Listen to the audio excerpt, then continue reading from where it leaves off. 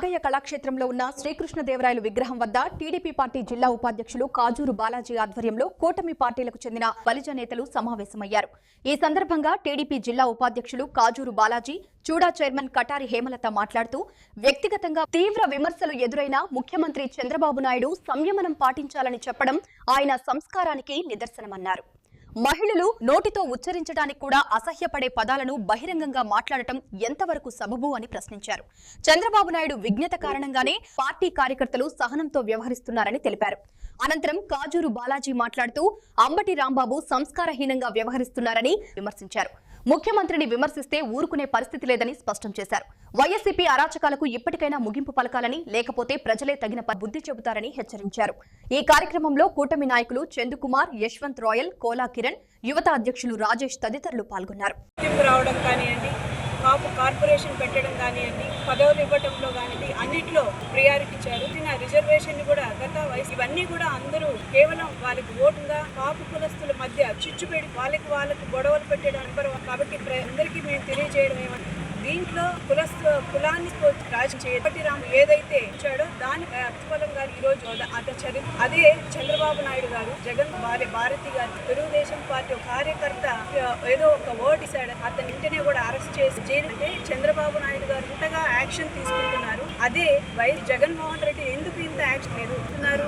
ఎన్నో రకరకాలగా ఆ వర్డ్స్ వినలే, పిల్లలుగా ఇట్లాంటి కూడా మాట్లాడలేదు. అలాంటి వర్డ్స్ జగన్ వాళ్ళపైన ఎందుకు చర్యలు కూడా దుమారం లేపిన ఈ అంబటి రాంబాబు ఏదైతే కారు కూతలు కూశారో వాటిని చిత్తూరు బలిజ సంఘం తరపున ఉన్న కుటుంబ నాయకులందరూ కూడా ముక్తకంఠంతో ఖండిస్తున్నాము. అయ్యా అంబటి రాంబాబు గారు, మిమ్మల్ని అంబటి రాంబాబు ఆంబోతు రాంబాబు అర్థం కాలేదు.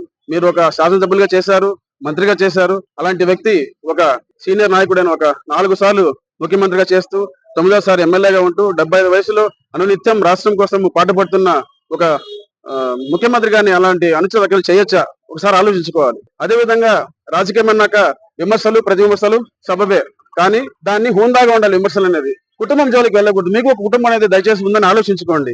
ఎప్పుడు కూడా మీరు ఇలాంటి భూత పురాణాల వల్లే ఎప్పుడైతే మీకు 150 కోట్ల మ్యాండేట్ ఇచ్చినప్పటికీ కూడా మీరు వై నాట్ 175 కూడా కేవలం 11కే మీకు పరిమితం చేశారు.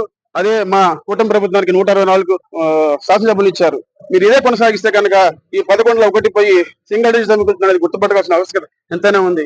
ఇవన్నీ చూస్తుంటే ఏదో వ్యూహాత్మకంగా మీరు రాష్ట్రం నలుగురు రేపాలని ప్లాన్ చేసినట్టుగా ఉంది. దయచేసి ఇలాంటి చౌకబా రాజకీయాలు మానుకొని హూందాగా రాజకీయం చేయాలని కోరుకుంటూ జై చంద్రబాబు, జై పవన్ కళ్యాణ్.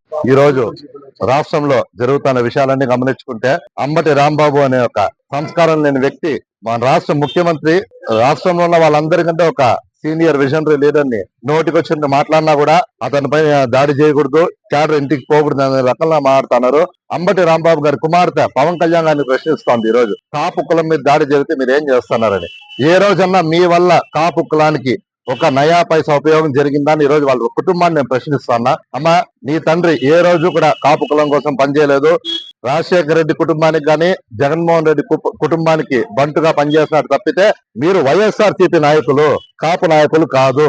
ముద్రగడ్డ పద్మనాభం గాని, అంబటి రాంబాబు గాని మీరు ఎవ్వరు కూడా ఒక రాజకీయ పార్టీకి సంబంధించిన తప్పితే కులాన్ని ఈ రోజు అడ్డం పెట్టుకున్నారు. అదే మీ ప్రభుత్వంలో 2019 ప్రభుత్వంలో కాకినాడ ఎమ్మెల్యే ద్వారంపూడి మా మహిళల్ని, కాపు సంఘం నాయకుల్ని రోడ్ల మీద తరిమి కొట్టినప్పుడు నీ తండ్రి ఎక్కడికి పోయినాడు, నువ్వు ఎక్కడికి పోయినావు తల్లి? ఈ రోజు వైసీపీ నాయకుల మీద కేసులు పెడితే, వైసీపీ నాయకులు ఇళ్ళ మీద దాడి జరిగితే పవన్ కళ్యాణ్ ఎందుకు గండించాలమ్మా? కాపు కులస్తులకు సమస్య అంటే పవన్ కళ్యాణ్ మాట్లాడతారు, మాట్లాడాలి కూడా. మీకు కాపు కులానికి ఎటువంటి సమస్య లేదు. మీ వెనకాల కాపు కులం లేదు. మీరు ఒక 5 మందో 10 మందో ప్రతి ఊరికి సపరేట్ గా వచ్చి సంఘం మీటింగ్ పెట్టి కాపు కులం పైన దాడి అంటున్నారు. అది కేవలం రాజకీయంగా జరిగింది మాత్రమే తప్పితే కులానికి ఎటువంటి సంబంధం లేదు. కాపులు గాని బలిజలు గాని బాగుండాలి అనుకునే ప్రతి ఒక్కరు కూడా పవన్ కళ్యాణ్ వెంటే ఉన్నారు. ఎన్డీఏ కూటమిలో మాత్రమే ఉంటారు తప్పితే ఈ గత 5 ఏళ్లలో 100 దాడులు జరిగినాయి కాపుల మీద, బలిజల మీద. ఆ రోజు జగన్మోహన్ రెడ్డి ఏం చేస్తున్నాడు, ఈ అంబటి రాంబాబు ఏం చేస్తున్నాడు, ఈ ముద్రగడ్డ పద్మనాభం ఏం చేస్తున్నాడు? ఈ రోజు మీ కాపులపై ప్రేమ వచ్చిందా? మీరు ఏ రోజు కాపు కులానికి మంచి చేయలేదు కాబట్టి ఏ రోజు మీకు ప్రశ్నించే హక్కు లేదు. మేము వచ్చేస్తాం, 29కి వస్తాం, అందుకే మీరు అప్పుడు రావాలి. ప్రజెంట్ మేము ఇప్పుడు అధికారంలో ఉన్నాం, దాన్ని దయచేసి గుర్తుపెట్టుకోండి. మీరు చేయాల్సి వస్తుందేమో, మేము అనుకుంటే ఇప్పుడే కూడా చేయొచ్చు. కాబట్టి దాని ఒక్కదాన్ని గుర్తుపెట్టుకోండి. మాటలు అదుపులో ఉండాలి. మొగతనం ఉంటే రాజకీయం చేయండి, రాజకీయ పార్టీల తరఫున మాట్లాడండి తప్పితే కులాన్ని అడ్డం పెట్టుకొని ఆడంగి రాజకీయం దయచేసి చేయదు.